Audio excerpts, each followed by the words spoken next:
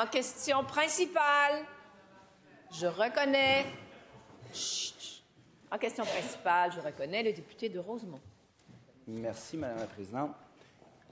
Martin Forgue et Dr Emmanuel Briton ont appris à leurs dépenses ce qu'on sait depuis longtemps de ce côté-ci de la Chambre.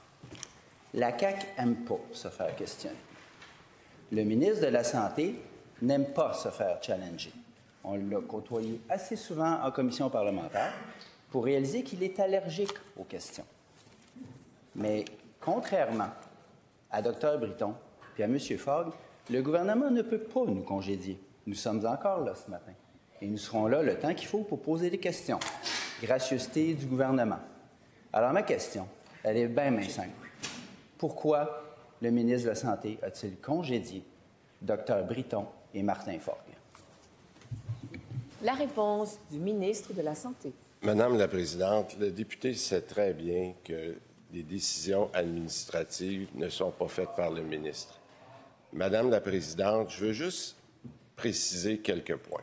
Le député de Rosemont, que j'apprécie énormément, la plupart du temps, et on a fait beaucoup de commissions parlementaires ensemble.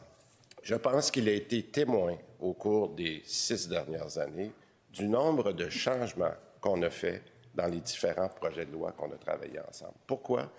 Parce qu'on a écouté. On a écouté les suggestions. On a toujours dit que les projets de loi qu'on mettait sur la table étaient perfectibles. À preuve, depuis le début de l'été, après avoir déposé le projet de loi, nous avons fait moult changements au cours des derniers mois. On a écouté les médecins, on a tenu compte de ce qu'on s'est fait dire en commission parlementaire. Alors, Madame la Présidente, je sais très bien le rôle du député de Rosemont, mais il sait très bien aussi qu'au cours des dernières années, j'ai été excessivement ouvert aux changements pour faire des changements dans les projets de loi, ce que j'ai fait aussi au cours des derniers mois. Première complémentaire. C'est vrai pour la plupart du temps, mais pas pour 106, parce qu'on n'a jamais siégé sur 106. Alors, je n'ai pas eu l'occasion de poser des questions puis d'améliorer ce projet de loi-là. Il ne l'a jamais rappelé. Alors, ça ne tient pas pour 106, certainement pas. Le premier ministre parlait tantôt de la résistance au changement. Est-ce que ça vaut pour les fonctionnaires et les conseillères comme Dr Briton qui osent poser des questions? Est-ce qu'ils sont résistants au changement alors on les congédie? Ou alors, est-ce que le ministre de la Santé nie la version de Dr Briton et de M. Forgue et qu'il ne les a pas congédiés? La réponse du ministre. Madame la Présidente, je ne rentrerai pas là-dedans parce que le député sait très bien que ce sont des décisions administratives. Je n'irai pas plus loin que ça. Par contre, ce qu'il vient de dire est tout à fait inexact concernant le projet de loi 106. Il a pris connaissance du projet de loi 106 quand il a été déposé au mois de mai.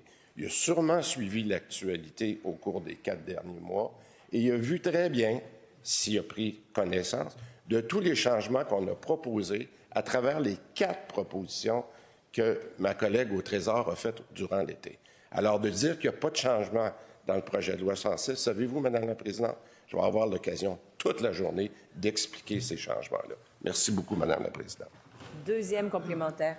Pour fin d'exactitude des faits, le projet de loi 106 n'a jamais été rappelé à la Commission de santé et des services sociaux. Je n'ai pas pu dire un mot sur le projet de loi 106. Oui, je suis l'actualité, mais ce n'est pas là que je fais mon travail de député. J'ai déjà été journaliste, je ne le suis plus. C'est grave ce qui se passe, là. Ce ministre a fait congédier 2 personnes qui ont osé poser des questions. On vote des lois ici dans cette Chambre pour protéger les lanceurs d'alerte. Et il y a des ministres autocrates qui congédient des fonctionnaires parce qu'ils posent des questions. Est-ce qu'ils nient la version des 2 personnes congédiées? Monsieur le leader du gouvernement, je vais vous écouter. Quel est votre appel au règlement? Madame la Présidente, on est sur un thème qui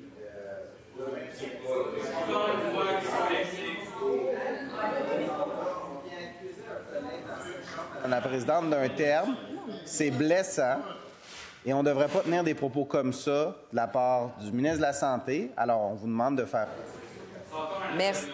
Voulez-vous attendre, je vous prie, chers collègues, leader du deuxième groupe d'opposition que je vous nomme avant de parler, et je vais vous écouter. Allez-y. Madame la Présidente, mais le leader du gouvernement fait perdre beaucoup de temps dans cette période de questions. Je lui demande de laisser les oppositions s'exprimer. C'est bien la dernière affaire qu'on peut lui demander.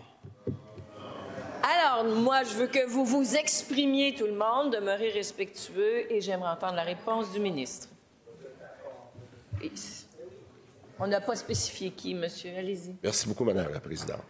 Écoutez, j'ai expliqué et je vais redire ce que j'ai dit. Il y a des décisions administratives qui ont été prises qui n'ont rien à voir avec moi. Je vais arrêter ça là. Madame la Présidente, je sais que le député de Rosemont est protégé par ce qu'il dit en Chambre ici, mais je pense que ça ne devrait pas l'empêcher, s'il vous plaît, de dire des choses inexactes. Je pense, Madame la Présidente, qu'il sait très bien qu'il y a toujours deux côtés à une médaille. J'en dirai pas plus que ça ce matin. On fait les choses dans l'ordre. On va faire des changements. On a initié des changements pour prendre l'accès meilleur aux Québécois. Madame la Présidente, on va continuer à faire les bonnes choses.